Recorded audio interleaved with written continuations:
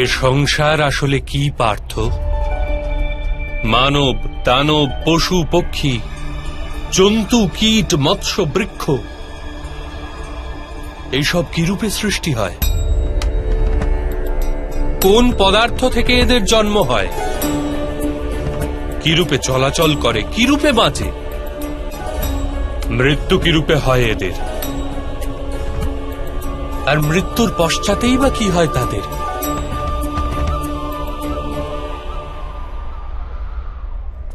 এই রহস্যকে চিন্তা করো পার্থ।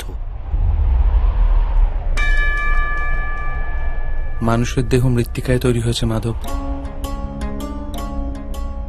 জল তার মধ্যে রক্ত হয়ে প্রবাহিত হয়, অগ্নি দেহকে তাপমাত্রা দেয়, আর দেহের বাকি অংশে আকাশ প্রকট হয়, অর্থাৎ ধরিত্রী, বায়ু, জল, অগ্নি আর আকাশ, এই পঞ্চমহাভূতেই শরীরের নির্মাণ হয়। কিন্তু মাধব, এই মৃত্তিকার দেহ দ্বারাই তো মানুষ একে অপরের পরিচয় পায়। সব সম্পর্ক এই মৃত্তিকার দেহ দ্বারাই তো তৈরি হয়।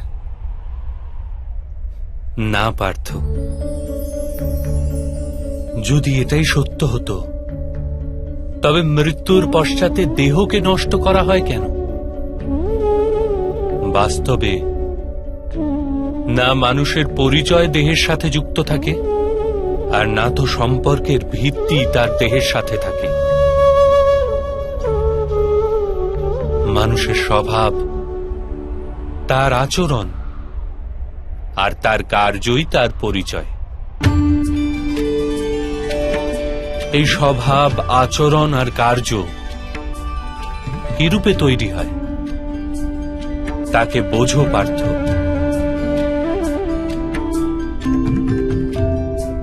মানুষের জীবন কেবল দৃশ্যমান আর অদৃশ্য পদার্থের মিলন মাত্র পার্থ। কিন্তু তথাপি প্রত্যেক মানুষের স্বভাব তথা কার্য ভিন্ন ভিন্ন প্রতিপন্ন হয়। এর কারণ হল সৃষ্টির 3 গুণ: তম, রজ আর সত্য। তা কিরূপে মাধব? তম শব্দের অর্থ অন্ধকার। ভালো মন্দের বিচার ব্যতীত জীবন নির্বাহ করাকে তামসিক আচরণ বলা হয়ে থাকে। যেরূপে পশু পক্ষী বেঁচে থাকে কেবল নিজের শারীরিক ইচ্ছাকে পূর্ণ করার জন্য। সত্য শব্দের অর্থ জ্ঞানের প্রকাশ। যখন ব্যক্তি প্রতিটি পরিস্থিতিতে ধর্মের, সত্যের আর পরম্পরার বিচার করে ব্যবহার করে থাকে তখন তাকে সাত্ত্বিক জীবন বলা হয়। এই দুইয়ের অন্তঃস্থলেও এক প্রকার ব্যক্তি থাকে যার নিকট জ্ঞান তো আছে, কিন্তু শরীর আর মনের বাসনার সাথে আবদ্ধও রয়েছে। এরূপ ব্যক্তি রজগুণ অর্থাৎ অহংকারপূর্ণ মন নিয়ে বেঁচে থাকে। তম, রজ অথবা সত্যগুণের অধিক অথবা স্বল্প মাত্রার মেলবন্ধনে মানুষের স্বভাব তৈরি হয়।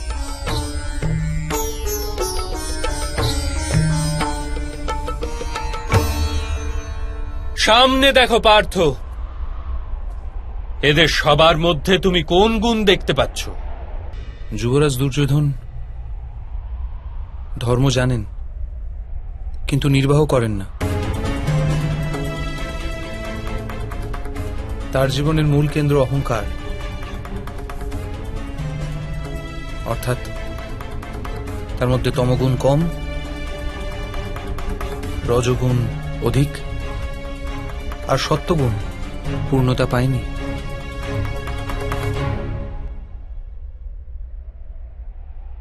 আর এদিকে রাজকুমার দুঃশাসন, উনি সর্বদাই নিজের জ্যেষ্ঠ ভ্রাতার আদেশ পালন করেছেন নির্বিচারে, অর্থাৎ এর মধ্যে কেবল তমগুণ। মহামহিমকেও দেখো পার্থ, সত্যর সাথে তমর মিলন। অহংকার নেই এনার, কিন্তু পুরাতন ধর্ম, পুরাতন পরম্পরার প্রতিজ্ঞার দ্বারা আবদ্ধ। আবশ্যকতা হওয়া সত্ত্বেও নিজের প্রতিজ্ঞা ভঙ্গ করতে পারেন না। সিংহ হরিণকে ভক্ষণ করবেই, আর হরিণ সিংহ দ্বারা ভীতিগ্রস্ত হবে। তাহলে ধর্মের প্রশংসা কিসের? আর অপরাধের দণ্ডই বা কেন? কি তাৎপর্য এর?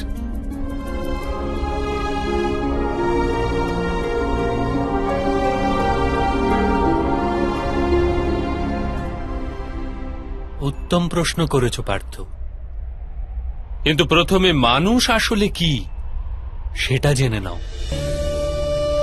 মানুষ কেবল পঞ্চ মহাভূত নয়, পঞ্চ পদার্থও নয়, পঞ্চ জ্ঞানেন্দ্রিয়, পঞ্চ কর্মেন্দ্রিয় তথা 3 গুণ, এরূপ 23টি বস্তুর মিশ্রণও নয়।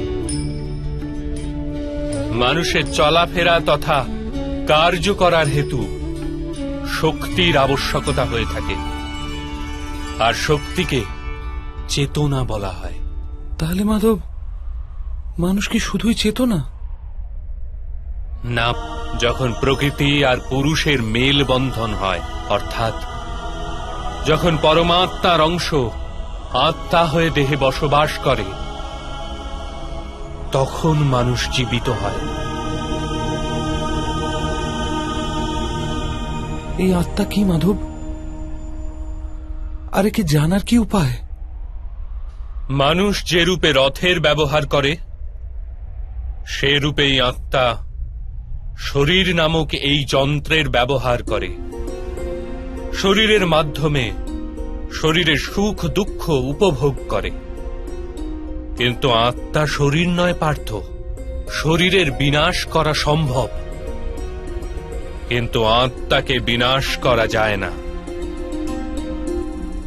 নৈনং ছিন্দন্তি শস্ত্রাণি নৈনং দাহতি পাবক ন চৈনং ক্লেদয়ন তাপো ন শোষ্যতি মারুত। আত্মা না অস্ত্র দ্বারা ছেদ করা যায়, না অগ্নি তাকে ভস্ম করতে পারে, না জল তাকে দুর্বল করতে পারে, না বায়ু তাকে শুষ্ক করতে পারে। আত্মা শরীরে অবস্থান করেও অমর। না হন্যতে হন্যমানে শরীরে। পার্থ, শরীরের হত্যা করা সম্ভব, কিন্তু আত্মার হত্যা কখনোই করা যায় না। অন্ধ বাঁচে, মূকও বাঁচে, যার কাছে হস্তপদ নেই তারাও জীবন ধারণ করে। সুতরাং একথা স্পষ্ট যে কেবলমাত্র শরীরই মানুষ নয়। যে ব্যক্তি চেতনা হারিয়ে ফেলে, যে মূর্ছিত হয়ে পড়ে, সেও জীবিতই থাকে। এই হেতু স্পষ্ট যে মানুষের চেতন গুণ কেবলমাত্র শরীর নয়। এই প্রকারে যে ব্যক্তি নিজের ভেতর অন্বেষণ করে, আমি ইন্দ্রিয় নই, শরীর নই, অনুভূতি নই, চিন্তা নই, কেবল জ্ঞানও আমি নই, যে এটি ক্রমশ উপলব্ধি করে, সে অন্তিমে স্বয়ং নিজেকে আত্মার রূপে জেনেই যায়।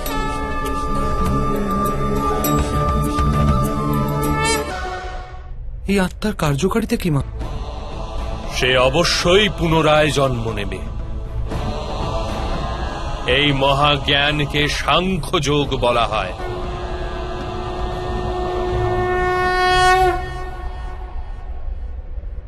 তা কি রূপে মাধব?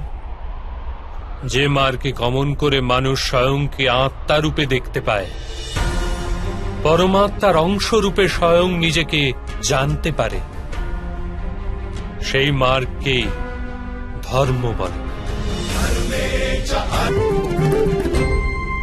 যখন কেউ তমগুণ দ্বারা আবিষ্ট থাকে, তখন সে অপরের প্রতি কঠোর, নির্দয় ও স্বার্থপর হয়ে ওঠে।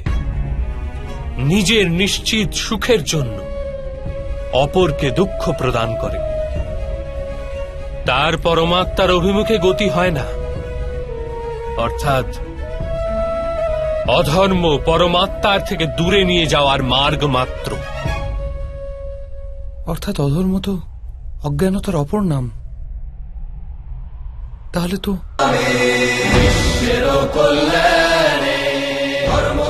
আজও এইরূপ স্থিতি উপস্থিত পার্থ, আর ধর্ম স্থাপনার কর্তব্য তোমারই। এই কারণে দুর্বলতা ত্যাগ করো, আর এই যুদ্ধের জন্য প্রস্তুত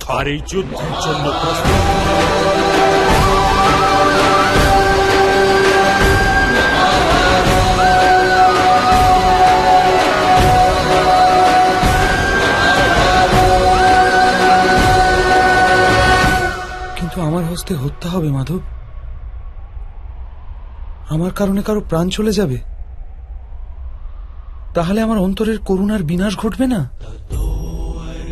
আর যদি ধর্মের মূল ভিত্তি করুণা হয়, তাহলে আমার আত্মা অধর্মী হয়ে যাবে না?